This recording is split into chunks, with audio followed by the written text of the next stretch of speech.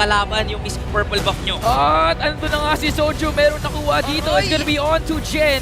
Gagamitin din naman ng heavy speed para makatakas. And Yung Angela. sinisimula na nga dito, SMFE may nahuli na naman. Pero nandun naman si Jen with the Iggy Boy Defrost all the way from the backline. Talaga naman kinukuha lahat ng mga members ng SMFE. Pero naman, yung sustain nila, napakasakit na. Napapalayo ang TTC4FE ngayon. At si Himiko nandyan, the Philippine Savage, gumagawa ng play ngayon. Nakaisa, nakadalawa, wanting to go for another one. Pero, the sus SMFE dito, Defrost flicker out. Ay, looking from the backline sa likod. Nandun yung gulong. At naipit na ngayon ang TTC4FE. Si Kilasi, nakapag-pre-hit dito. Pero si Angela pa rin ang makakuha ng last hit. Jen, nag-iisa na lamang at napalibutan ng 4 na members ng SMFE. Super Munching FE. Ganun sila ka-confident para i-juggle yung Torre pero hindi tapos kasi may counter yata gagawin ang TNC4. Ramisi sumasagot doon. Papapalayo naman si Daiki at Taki na napakalinis. Pero with one crucial play nakuha yun. At look at this. Pumasok na naman ang dalawang kupunan. Nagkakagulo na. Parang may Beyblade dito. Si Defrost habol si Daiki. At papapalayo si Soju doon. Phoebe, oh my goodness. Napop yung kanyang immortality. Pero okay lang naman. Buhay pa rin dahil si Himiko nandoon. To pick up a kill onto Soju. Mare-reset ngayon ng Lord. At kompleto ang kupunan ng TTC4FE. Naghahabol pa rin ang mga ilang miyembro ng TNC4. Hindi yaki dito. Nagda-drive lang. Saan ka pupunta? Hindi yata to the moon, to the Lord yata. Si Elise, pumasok na nga din dito with last insanity. Ito si Export at sumabog na nga. Hindi yaki, nanganganib ang buhay. Mamamatay sa kamay ng TTC4FE. At nakakiling spree na.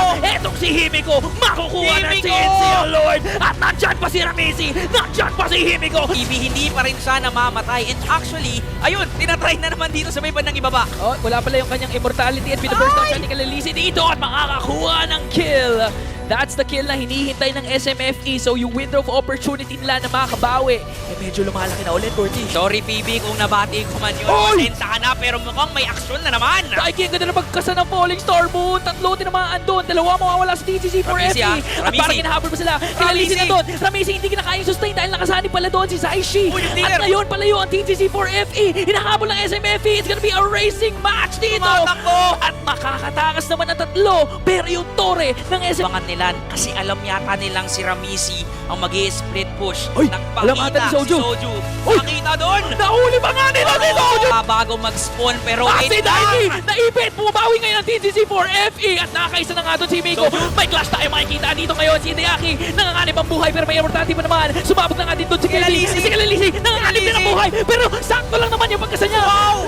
Ng Wind of Nature nandun umabot. And now si Himiko nagwawala ngayon. Lahat na makita niya talaga namang dinadamage. Pero si Soju with the delay, the sacrificial play na kinakailangan nila para makapagwala si Kelalisi. Kelalisi, nakadali na naman. Ang ganda ng pag-check push doon ni Jen. Pagkasa na ng Eternal Guard, Phoebe ngayon. Sinzone ang mga members ng SMFE. Magbabump naman yung kanyang immortality. Hindi pa nga nag-bump. Buhay na buhay. Setup na pwede gawin ng SMFE. Ayan na, sumubo na nga doon si Soju. Kelalisi, sinagin na Angela. At nakakapag-free hit siya ngayon. Yung Lord marching in the top lane. Nawala na yung inhibitor turn nila. Butas na ang base ng SMFE. At si Daiki trying to zone out the minions ngayon. Binaburst down naman kaga ng SMFE ang Lord. At parang hindi matutuloy ang push ng gusto gawin ng TNCC4FE. Nice dita na naman si Bibi. Earth Shatter! At tinamaan lahat ng mga ulti. May immortality, magpapapramisi. Try na tumulong ngayon. At hindi pa na nga si Kilalisi. Phoebe, nandun pa rin naman yung last insanity makakalaya. Pero si The Frost nasa ultimate sacrificial play. Pero nilapag naman ni Jen yung kanyang internal guard. Mukhang makakatakas pa rin yung mga members ng TTC4FE. Pero si Phoebe, ang una tutumba. Pero si Himiko sumasagot din naman. Daiki naka-double kill na. Isama mo pa yung kill ni Saishi. At napapalayo ngayon ng TTC4FE.